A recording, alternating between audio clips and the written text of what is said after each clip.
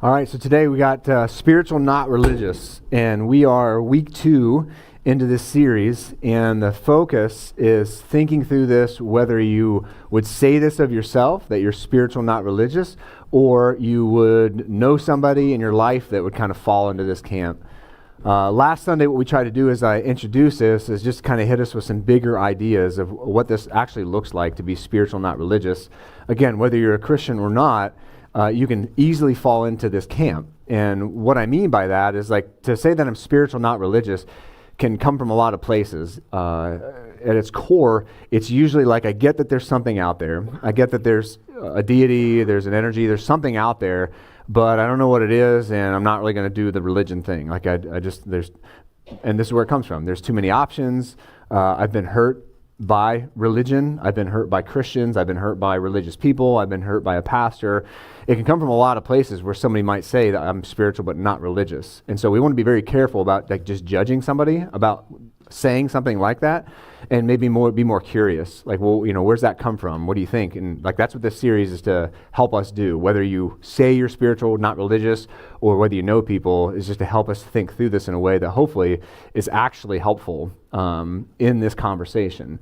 So when we attacked this last week, these big ideas, my caution was that it can be very easy, not for everyone and not always, but it can be very easy, again, Christian or not, to just make your faith, to make your spirituality about you and about yourself.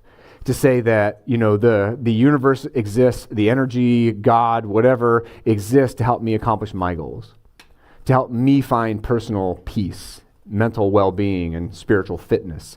It helps me crush my goals. It helps me do all the things that I want to do. And what we can do, Christian or not, is we can make God into our own image. So now God looks a lot like us, and wow, conveniently, he's got a lot of the same goals that I do, right? And his morality looks, a lot like I want it to be, and he allows me to get away with, whatever I want to get away with, right? So again, Christian or not, we can slip into this thinking that the spiritual aspect of us, which majority of Americans still believe, 85%, it's always very consistent, 85% of Americans still feel like there's something there more than what we can just see. There is a divine, there is the spiritual, and it's like, and we just struggle with, well, what is that? So that's all part of the conversation. It's just kind of how we think and what we feel about what's out there. Now, I want to just, again, say that this can lead to being just like spiritual, can lead to just making it about us. It can, but I want to contrast that today, especially in the series, about like what religion actually is. Because I want to remind you that God did give us religion.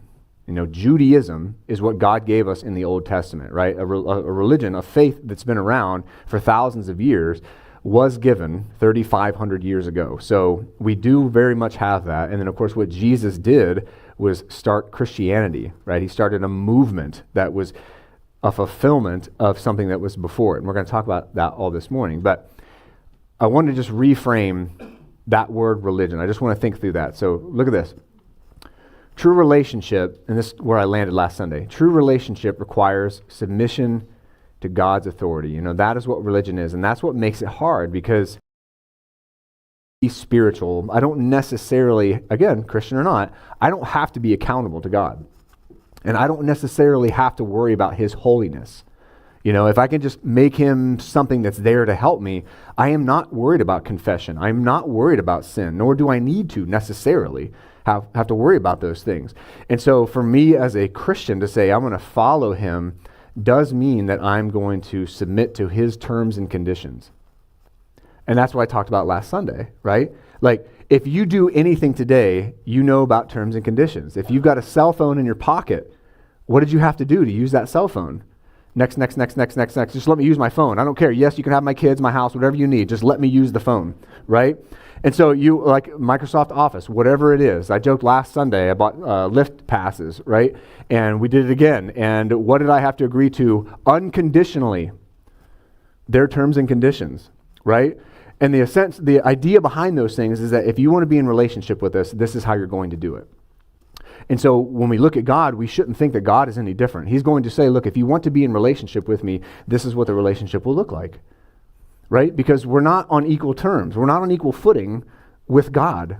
Like if the president of the United States was your friend, you're not going to be like, yeah, he's my buddy. No, he's the president of the United States. At the end of the day, that's still who he is. And just because you might be friends does not put you on equal footing, right? Because he's not just going to invite you into like nuclear meetings, is he? No, right? Because you're not on equal footing. So we should think of God as the same way, right? There are going to be terms and conditions to that relationship that he has laid out. So last Sunday, I also try to define that, and I'm going to push that a little bit further today, defining that word religion. Because when we think about it in terms of you personally, when you see that word, just think to yourself, what comes to mind? Like honestly, like right now, what comes to your mind? Just think to yourself, what comes to your mind personally? Me, my experience has been, when I see that word, it's been one of enrichment. It's been one of life change. It's been of wonderment and curiosity. It's been where I've found who I really was. Like when I see that word, I see a lot of good things because Jesus Christ changed my life. I was a train wreck when I met Jesus. Some people, though, are going to see that, and again, like I said at the opening, you're going to think about abuse. You're going to think about power-hungry people.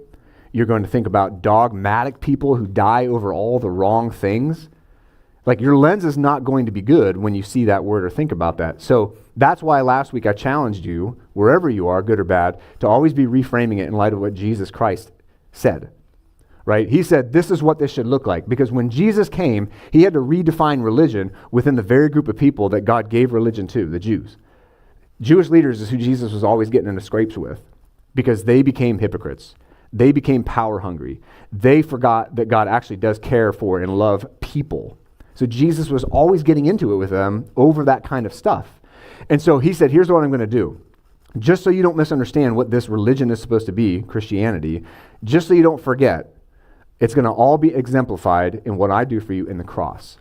That's what religion is supposed to do, right? It's not supposed to be something that we manipulate for our own good, but it's something that I give myself to because God is good and God loves me that much. And it's just like, yeah, here's the boundaries, but these are good boundaries. There's freedom and love to be found, identity to be found within these boundaries and not having to make it up yourself. So we have to reframe, maybe some of us have to reframe when we think religion, what did God give the world in Jesus Christ? All right, so that was last week. This Sunday, like Brittany said, is going to be, can humans flourish following rules? I say maybe. Brittany says 100% sure. Yes. You know, like yeah, sometimes I'm just like, but like I have to remember, yes, that is where we flourish. Now, when it comes to God, sometimes I push back and sometimes I fight, but I've known Jesus long enough now to understand that following him is best. Like I know that for certain, and I know when I get outside of those boundaries that he's given me, that that's not where his blessing is. So I want to think through, again, this idea of being religious in light of like just following rules, okay? So the Old Testament, when you think of the Old Testament, I want you to do you know what that is, first of all? Like if I said to you, explain what the Old Testament is in like 2 sentences, would you be like, the other half of the Bible? You know, like I'm not really sure what's going on back there, but there's like stuff there that I guess is important, right? Like why do we have the Old Testament and New Testament? Why, if you go buy a Bible, is it so thick? Why can't it just have Jesus and then everything after him? What value is there in knowing any of that stuff, right? So I can say in a short way that the Old Testament was leading to Jesus. So it is important to have the whole thing. That's why it's all in there together, because it's pointing to Jesus. It's giving a framework for needing and understanding Jesus, the Messiah.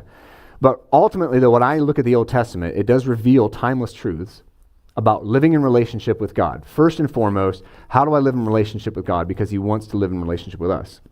But I put and others there in parentheses because that's the truth. Like, how do I live in relationship with another person? Like, how do I do that? What should my attitude be toward my enemies? Like, things like that, right? So you do see things in there like that. There's confusing things, certainly, in the Old Testament. There's things that are even for us culturally different because God is speaking into a very harsh world, and sometimes he's giving parameters for things. We're like, why would you even give parameters for that? Why would you do that? And it's that interesting mix of God's holiness and people's sinfulness. And it's like, okay, so yeah, there's going to be some of this tension we feel maybe in the 21st century, but God is saying, look, this is how you're going to regulate yourselves. In light of all the sin, in light of all the problems on earth, here's how we're going to do this. And so I came across, thinking Old Testament, thinking the law, I came across this quote from a commentary I was reading this week. And it says God's law was designed to bring order, cultivate love, and point us toward Jesus, demonstrating that true religion does, in fact, bring flourishing. So God is like calling them out of Egypt, right? That's when the law is given. So famously, they're like the Egyptians are, they've got them in slavery for 400 years. They get to leave, and you have the whole parting of the Red Sea. You have all that stuff happening. And then God's going to give them the law to order them, to be in relationship with them. Now, I know, being that it's January 12th, some of you have started a Bible read-through, and you've got all kinds of energy right now because you're in the book of Genesis, and that book is awesome. And then you're going to get to Exodus, and you're going to be like, man, this is great. I've missed a few days, but I'm still within a week. I'm good. Exodus is fun. Then you're going to get to Leviticus, and you're going to feel like your soul is dying, right? People say it all the time. They're like, oh my gosh, this is so hard, Pastor. I don't understand anything here, right? And it's just like, okay. So that's when we need to step back, and we need to say, it does seem confusing. It does. How many laws are given in the Old Testament? Do you know? 613 laws are given to govern. Imagine that. We can't even do the 10 Commandments at all. 613 laws are given, and it's like, man, what is going on back there, right? And so, because you read it and you're like, why do I need to separate my flax from my wheat? I don't even have either one of those. I'm not sure what flax is. And I don't understand why I can't weave two different materials together. And I don't understand why I've got to do this. And why I don't understand any of that. So that's what we're talking about today. Like, what's going on there? Like, what is the purpose of all that? We're not going to dive into a study of the Old Testament law this morning. I got like 20 minutes left. But we're going to be looking at, that's like a seminar, months and years. All right. But we're going to look at, okay, what is the point, purpose, direction of the law this morning, okay? Because it's not useless. All right. So the question every Sunday I want to reintroduce every Sunday is that God's, let's see here, where am I at? Is spiritual, not religious, really the best choice? There we are. So I just want to think through that. Like, what does that actually mean? Whether you're a Christian or not. Because last week I threw, along with the spiritual, not religious, I threw something else out called moralistic, therapeutic deism. Big fancy word. Moralistic. This is what a lot of Christians do today. I want to know what's right and wrong so that I know I'm on the right side of right and wrong, and I can tell you when you're on the wrong side. Therapeutic. God is Dr. Phil, here to fulfill my needs, my purposes, my goals. That's why God exists. And then deism is that God is there for sure to give me what I want, but other than that, he's pretty separate from my life. Therefore, not concerned with his holiness, not concerned with following him, not concerned with accountability to him. Like, that's a kind of a deist pose, right? And so all those ideas are when you look at what a lot of Christians believe across America, when they are polled and surveyed, the answers that they give back fall not into like, I want to follow Jesus Christ with my life as a follower, as a disciple of his, and I'm concerned with personal holiness and confession of sin and like all of that redemptive and regenerative nature of being a follower of Jesus. They tend to answer questions that fall into moralistic therapeutic deism, which is just like a Christian version of spiritual, not religious. So I want all of us thinking about this, whether you're a follower of Jesus or not, because I think it applies to all of us. So again, back to the Old Testament. So let's jump into that. So broader than just the Old Testament, if I were then to specify what is the Old Testament law and its purpose, how would you answer that? If you had somebody in your life that wasn't really religious and they were like, hey, you go to church pretty regularly, and you're like, yeah, I do. And they're like, okay, what's the Old Testament law for? Could you give an answer, or would you be like, well, it's like the beginning of the Bible? Like, would you like really waffle through that, or like, would you really have a good answer? So the Old Testament law, I want to think through. And where would you find it? Also, do you know, sitting here today, if I said, go and like find some Old Testament law for me, where would you go to find that? So those are the kind of things, again, I want to hit on this morning. So little history lesson on how the Old Testament fits together. So the Torah is a Hebrew word that means law, direction, or instruction. You may have heard, and it's the first 5 books of the Old Testament, you may have heard the Pentateuch as well. That's just the Greek translation of the Old Testament, right? That's where that comes from. And it's the same thing. It's still the first 5 books. Penta, 5, tukos, books. So Pentateuch means 5 books. So the law is a Hebrew word, though, that means, and it conveys those 3 ideas there.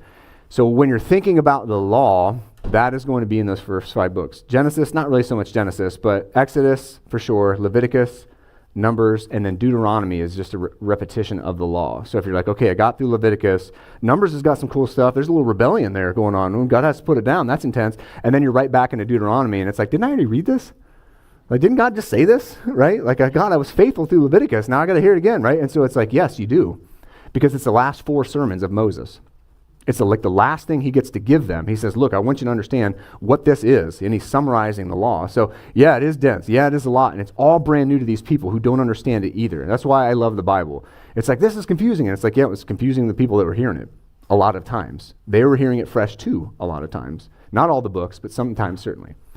So where that comes from, this idea of the Torah, the law, is from Exodus 24. The Lord said to Moses, so that's the first thing to understand. The Lord said to Moses, that's where the law is coming from, is from God to Moses. He says, come up to me on the mountain and stay there so that I may give you the stone tablets, right, the famous 10 commandments, with the law, with the Torah, and commandments I have written for their instruction. So the law ultimately is for the instruction of the people. So again, the law or the Torah, the Pentateuch, is the first 5 books of your Old Testament. But we got to remember that we always have to frame the law with the idea, and this is where I'm trying to go today. We always have to frame this in the idea that God is saying, I want to have a deep and personal relationship with you, Israel. As I form you as a nation, first and foremost, you need to understand, I desire a relationship with you. I love you, I have chosen you, I want to protect you. That's where the law ultimately is coming from. As confusing as it might be today for us. So as a quick primer then on this law, because again, a lot of people get lost back there and it's like, oh man, I don't understand. And I generally don't tell new believers just to start in Genesis and start reading because it gets really confusing really quickly, right? But I just, as a primer to help you understand, if you are going to read through, Exodus 19, framework here, context here, God is now going to begin to give the law to Moses. And they just left Egypt. It's the famous, again, like I said, parting of the Red Sea, all that has just happened. Now they're out in the desert. God brings them up to a mountain, isolated. They're going to be there, and he's going to say, okay, here's the contract. Here are the terms and conditions, Israel, for what we're about to do together. Now, the reason he's doing this is because he's made a promise. Sin and death are a real issue for us. Look around the world. Sin and death are a problem in our world. And God said right in Genesis chapter 3, I've got a solution. So how am I going to keep that promise? Well, here's the framework. Here's the boundaries for the nation that I'm going to create that's ultimately going to bring about Jesus Christ, who is the solution to sin and death and suffering and all that. So this is the guardrails to keep this thing on track that's going to point ultimately to Jesus. But it's also for their benefit. So here's what he says to Moses up on the mountain. So Moses went up to the mountain to God, and the Lord, so if you're ever reading in your Old Testament and you see all capitals Lord like that, so I did this intentionally here, that is God's name. So if you don't know God's name, it is Yahweh. In Hebrew, it's called the Tetragrammaton, and it's 4 Yod, He, Vav, He. It's 4 Hebrew characters. That's the name of God, and what we say is Yahweh. A lot of English translations, for some reason, just write Lord like that instead of Yahweh, probably because of the commandment, don't take my name in vain. I'm assuming that's where that comes from. But just so you know, again, a little context, a little history. So Yahweh God calls him from the mountain, and he says to him, this is what you must say to the house of Jacob. Right? This is the line. This is the people of Israel. Explain to the Israelites, the Jewish people, you have seen what I did to the Egyptians and how I carried you out on eagle's wings and I brought you to myself. I want you for relationship. Now, verse 5. Now, if you will carefully listen to me and keep my covenant, my terms and conditions, you will be my own possession out of all the peoples. Although the whole earth is mine, I've chosen you, essentially, is what he's saying. And then in verse 6, he says, and you will be my kingdom of priests, my holy nation. And these are the words that you say to the Israelites. Like, guys, you're going to carry the promise. You are going to carry the promise of the Messiah. You are going to carry the hope of the world. You're supposed to be a light to everybody. That's essentially what he's saying. Now, a lot of Christians, and even God-fearing people are like, man, we need to get the 10 Commandments back. And they don't even know them. Like, if I asked you right now to come up here and say, and give us the 10 Commandments, how many of you would just rather, like, fall down the stairs, for one? But how many of you could give all 10 Commandments? And then more specifically, how many of you could do it in order? Like, we as Americans were funny. Like, we want to die over this. Like, we're going to go to the Supreme Court to get the 10 Commandments back in there, but not many people can give you the 10 Commandments. There's an irony there. There is a little bit of hypocrisy there to say that it's so important, and yet I don't really know what they are. So, number one, This is the core. This is the foundation of everything else. This is like, everything's built off of this, and this is basically the framework for everything, all 613 that I'm going to ultimately give you. Number one, have no other gods before me, right? Like, let's start there. You're coming from a polytheistic nation, Egypt. Egypt has a god for everything, literally, bugs, frogs, everything. That's what the 10 plagues were for. They were going after Egyptian gods, right? So they had a god for everything. You're coming out of there. That's not what it's like. I am God alone, me. That's number one. Number two is I don't want you making any idols to worship. That was also a big thing in the world back then. You today, you're like, again, the Old Testament, what's it matter for me? I don't make idols. I'm not carving little like animals. No, you're not, but you have a little phone that you can't get off of, right? You have a job that you've given your soul to, right? And it's crushing you, right? You worship your kids and live vicariously through them. That's why you're too hard on them sometimes, because you feel like they make you look embarrassing, right? And like all these things, we worship and we give our lives to and our hope to, and we spend money we don't have to get because we worship them, and we've created idols out of them. Preach, right? This stuff.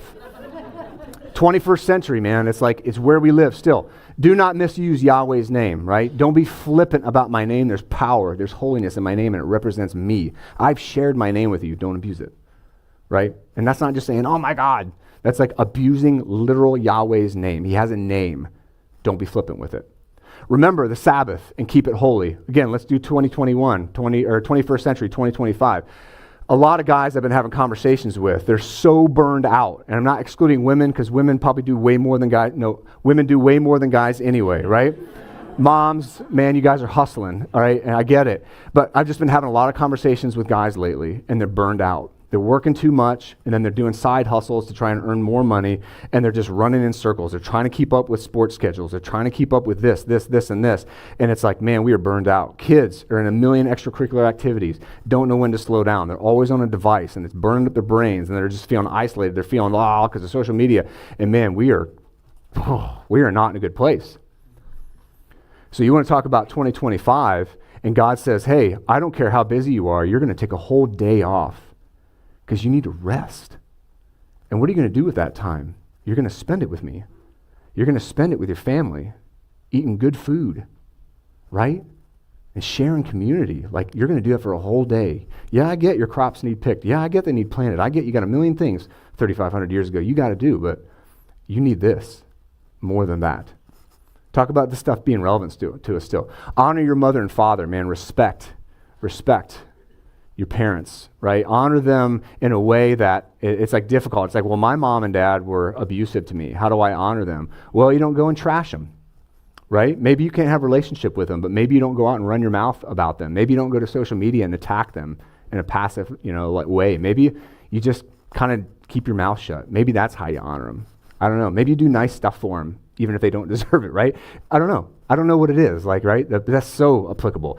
Do not murder. It's like, well, good. Finally, one I have not done, right? And it's like, geez, Kyle, right?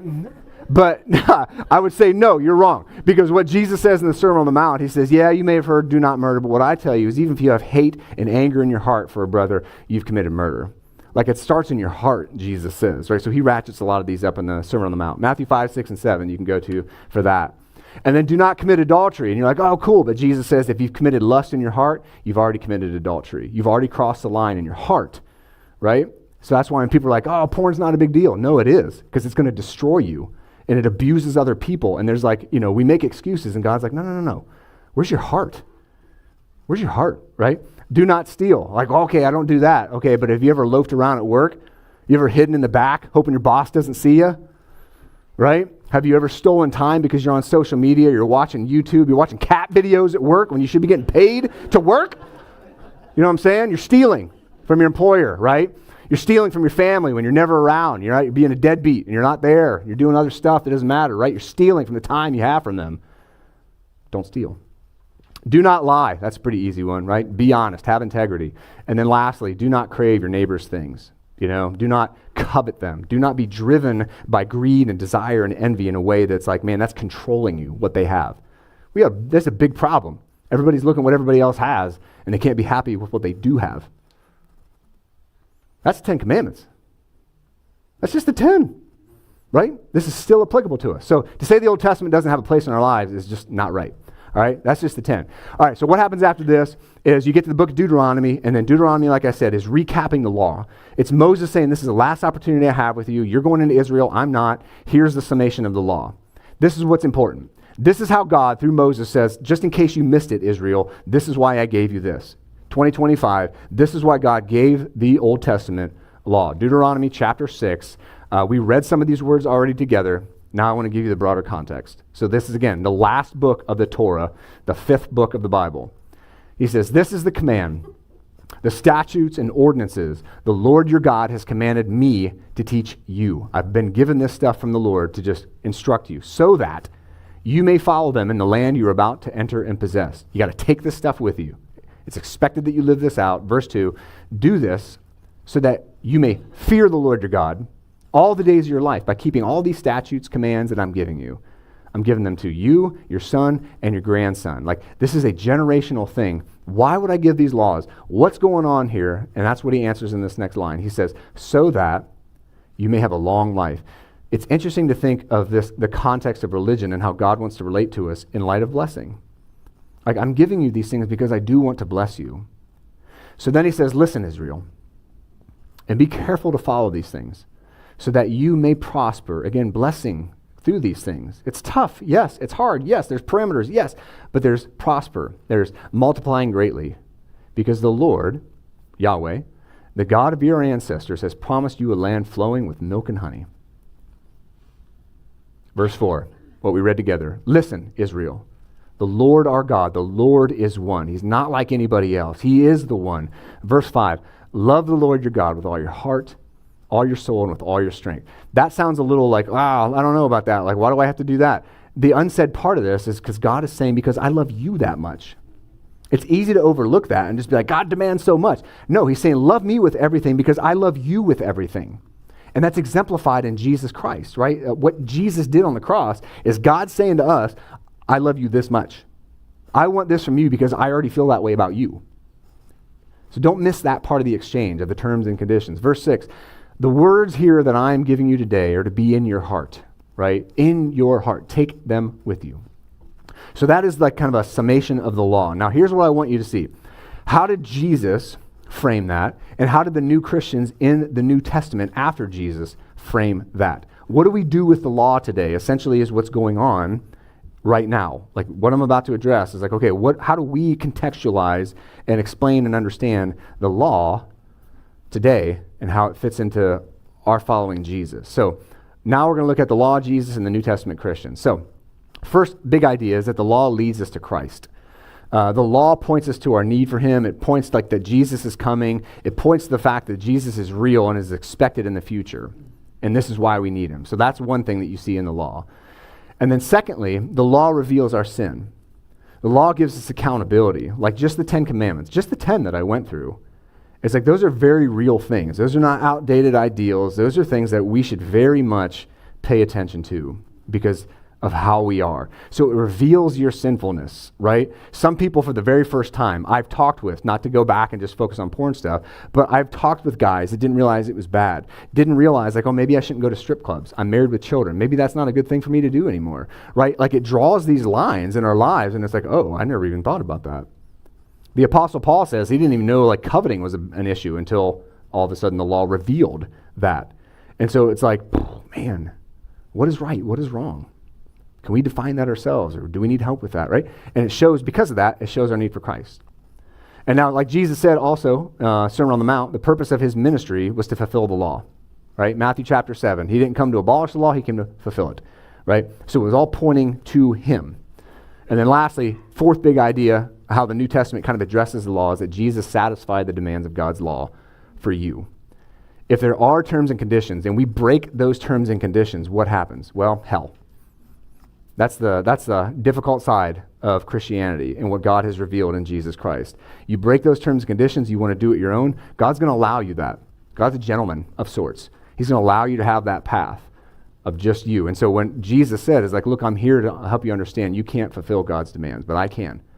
And I'm going to give you my perfection through the cross. Like there's love there. So when we think religion and we think like what God has revealed to us, it's like, Is it really a restrictive? Should it be about abuse and power? No, it should be about what's exemplified on the cross. So how Jesus addresses this, how he's looking back and he's saying, and I want to remind you, Jesus is God, and so he's the one that gave the law. And when here in Matthew 22, when Jesus is cornered by these really smart religious people, in the New Testament they're called scribes very often, but you have the scribes, the Pharisees, the Sadducees, you have all these different groups of people, and they're always trying to trip Jesus up. Because if Jesus is the Messiah, and you're a Jewish religious leader, and he's now saying we no longer need the Jewish system, but I brought something new, a new covenant, that means you're out of a job. That means your influence is gone, right? So that's a very dangerous message for these people. So they're always trying to come after him because they think he's a blasphemer. Like, this guy's always saying he's God. We need to kill him. And that's why ultimately they did kill Jesus, because that was their reason, because he said he was God. So in this scene right here, he's getting attacked again by a religious leader. And the guy thinks he's going to corner Jesus and make him trip up. And he says, hey, which one of God's commandments is the most important, Jesus? Because what are you going to say to that? There's 613 of them. And you're going to be like, well, I think the wool and the flax thing is actually pretty important, right? It's like, where are you going to go that's not going to get you in trouble with really smart religious people? So here's how Jesus answers that question. So, teacher, which command and law is greatest? He said to him, love the Lord your God with all your heart, the Shema, right, from Deuteronomy 6, with all your heart, all your soul, and with all your mind. And again, don't miss the fact that God's saying, because that's how I love you. And he says, this is the greatest and most important command. But then he says, and the second is like it. Love your neighbor as yourself. All the law and the prophets, and that's just a way of saying the Old Testament, everything then depends on these two commands. The whole thing rests on love God, love others. So there's Jesus. That's the answer that he gives. So let's move forward a little bit. After Jesus, what are the New Testament Christians saying about this? The Apostle Paul wrote a good chunk of the New Testament. And in Acts chapter 26, we're almost at the end of Acts. The book of Acts is a missional book. How did Christianity spread across the world? Prayer, persecution, service, and suffering. Those four things. That's what the book of Acts is about. It's about Christianity growing out. So as it did, it had to address these issues. Well, what about the Old Testament? What about Judaism? Like, what do we do with all that stuff? What's the point of the law? What was it doing? And so here's one reason Paul gives us for the law. He says, look, to this very day I have had help from God, and I stand and testify to both small and great, everybody, saying nothing other than what the prophets and Moses said would take place. Moses, of course, wrote the Torah, right? The first 5 books where all the law is. And what did they say? That the Messiah would suffer, and that as the first to rise from the dead, the resurrection of Jesus, he would have proclaimed light to our people and to Gentiles, everybody else that's not a Jew. So the purpose of all that was, again, to point to Jesus and what he would do to fulfill the law on your behalf. Not just mine, not just every other person, but you sitting here today, 2025, or watching or listening to the podcast, whatever the case may be, like, it's for you personally. God always frames things in light of you, which is interesting, in light of the relationship that he wants with you. And the problem you have with sin that's kind of getting in the way. It's like, hey, we need to have a discussion about a relationship. You're messing it up. But I'm here to fix it. Romans 13, the Apostle Paul also says about the law. He says, do not owe anything to anyone except to love one another. For the one who loves another has what? Fulfilled the law. Why? Because the law is about relationship. It's about love. It's about how to have relationship with God. Religion, the guidelines, the terms and conditions. The commandments, he says, do not commit adultery, do not murder, do not steal, do not covet, and any other command are summed up by this commandment. Again, love your neighbor as yourself. Love does no wrong to a neighbor. Love, therefore, is the fulfillment of the law. I want relationship with you. That's really cool to think that God says, I want relationship with you. Yeah, I've got some rules and parameters. Yes, there is this religion. There's this organized way of doing this, that you have to do it my way. But if I can do it with a cell phone, certainly I can do it with God. If I can do it with ski lift passes, I can certainly do it with a guy who created me and gave his life for me, right? So it's the fulfillment of the law. And in Galatians 5, this is a book about the law in the New Testament. It's a law summed up by love. So he says, the Apostle Paul, to a bunch of Christians in Galatia, he says, for the whole law is fulfilled in one statement. Love your neighbor as yourself. So there's the Apostle Paul really trying to drive that home, no matter who he was writing to. And then James is the last one I'll give you from the New Testament. James is the half-brother of Jesus. So I would imagine that he probably learned a couple of things from Jesus, being his half-brother. The book of James is all about how to live your faith out. It's a book of action. So here's what he said. Indeed, if you fulfill the royal law, I love that, the royal law prescribed in the scripture, love your neighbor as yourself, you are doing well. That's very interesting that of all the laws, it keeps coming back to those 5 words. Love your neighbor as yourself. Here's my question. Are those 5 words ever said in the Old Testament or the law? Or is it just an understanding? Does God ever actually say, because God seems kind of tough in the Old Testament. That's what people think. Man, God's kind of harsh, man. He's like giving laws and wiping people out.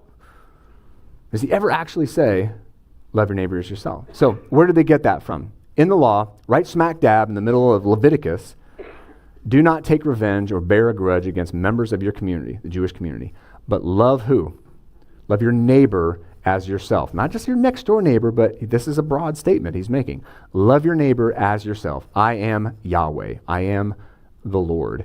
So right in the middle of the law, again, it's about relationship with God and it's about relationship with others. Like how important it is to be defined by my relationship with God. So that question again, can humans flourish following rules? Like God knows that we can. It's just like if you have kids. What kind of kid are you going to raise if you don't give them any rules? Maybe we don't know. You're going to raise a brat. You're going to raise somebody that's very entitled, right? You have to have parameters for children, and you have to be consistent, right, with consequences. You can't be overbearing. You can't be mean. You can't be a drill sergeant all the time, but sometimes you need to be. You need to have good guidelines for your kids, because if not, they're not going to know what to do. And they're like, why would they know what's right and wrong, right? It's just like, well, you never told me. So can we flourish? Yes, God knows that we need those. But there's freedom to be found in there. There's relationship and love. So here's last night. I'm always praying through the last 24 hours before I do a sermon because my process for sermon prep is really messy. I'm really intensive Monday morning, and I put like all these thoughts down. I'm like all these resources. I have all these different highlighted colors on my notes, and I'm just trying to think. I just brain dump everything, and then I try to do like order it, and then as the week goes on, I order it more and more and more. And I keep praying. I keep like listening to different things that are going on. All the way up to Saturday night. Last night, I was like, Lord, is there anything else you want me to say? Like, how can I frame this? How can I say it more clearly? What can I do? And at this point, like, I kind of didn't want him to say anything because I was like under the blanket. You know what I'm saying? And it was like, I was warm. I had the book out, man. Like, I was ready to go. And God was like, one more thing. And I was like, oh, like tomorrow or like now? And he was like, get up, you lazy bum, and write this down. Like, all right. So I got up and I had to go find my laptop. And then I'm starting to forget what it was, right? So I'm like trying to put my finger on the little thing and I'm like, I can't find the document. But God was good. He gave it to me. So here's the idea that came to me last night, like 10 o'clock. To belong to Jesus isn't being smothered by religion. That's a really easy approach and it's an understandable one. Right? If we just look at there's a lot of rules and there's and then there's people who are jerks and people who do it wrong and there's abuse. There's all these things that just feel smothering and constrictive. But what I thought, the idea that came to me is that religion in God's design, exemplified in the cross, is being embraced in an incredibly intimate relationship by a heavenly Father who fully knows you and yet fully loves you. Like, that's a profound statement. Like, think about the things about you that you don't want anybody to know. Not your spouse, not your kids, not your best friend. Things that you just wouldn't want to tell anybody. Like, man, people would think I was evil if they knew that. Or people would think I was a weirdo if they knew I was like that. God knows all that. And yet, in his love, in his desire for relationship, he says, I know what kind of sinner you are. I know what kind of past you are. I know what thoughts you have when nobody else is around that you can't seem to get over. I know the addictions that you do in secret. Like, I know all that stuff about you. And I love you anyway. And I'm not going to leave you like that because I love you. Because I've given you a system, a religion to follow, you're going to find freedom in this. You're going to find my goodness and love because I want to have a relationship with you. So that's just an idea that came to my head, and it's one that's changed my life. I honestly say that. It's changed my life. So some stuff to read this week. I don't want to just throw ideas at you. I want you to boil this over in your head during the week. So something to read this week. From the Torah, the 10 Commandments. Exodus 20, 1 through 17 is where the Ten Commandments are. Jesus picks that up, so also read Matthew 22. That's him talking about this. And so after you have fully memorized the Ten Commandments in which order they come in, right? Then you can go to Deuteronomy 6. That's what we read out of this morning, just for context. Why did God give the law? And then in the New Testament, specifically related to this question of, okay, what do we do with the Old Testament? That's Galatians chapter 5, or the book of Galatians is what we want to go to right there. So that's just some good reading to get you thinking about this stuff. What is religion? Why did God give us all these parameters? And then, after you've memorized the Ten Commandments in which order they come in, I want you to pick one of them. Pick one of the Ten Commandments. I tried to give you just a few examples this morning of, just how applicable they are. Think outside the box, and I want you to just pick one of them and say, all right, Lord, I'm going to focus on this one this week. Not because it's going to save you or make you a better, well, it'll make you a better person, but because I want to try to live this stuff out. Know your word so I might not sin against you. Know your word so I can be enriched and blessed by you. Like let's take him at his word and believe him. So just pick one out. All right. That's all I got. Let me pray. Lord, I thank you for today. I thank you for your word, Lord. It's always applicable. Sometimes confusing. Yes, always applicable, Lord. There's something to be found in there that's for us today in 2025. So I just pray right now, Lord, that your spirit would bring clarity. Help us, Lord, to understand how following you is good. There is freedom, there's love, there's relationship, there's transformation, Lord. There's, it's tough, but there's a lot there. And so I just pray, God, that you would help us to reframe all this in light of you, Jesus, in light of relationship and love and holiness and yes, sin and all these things, God. Help us. There's a lot, but help us. And I pray that in your name, Jesus Christ. Amen. All right.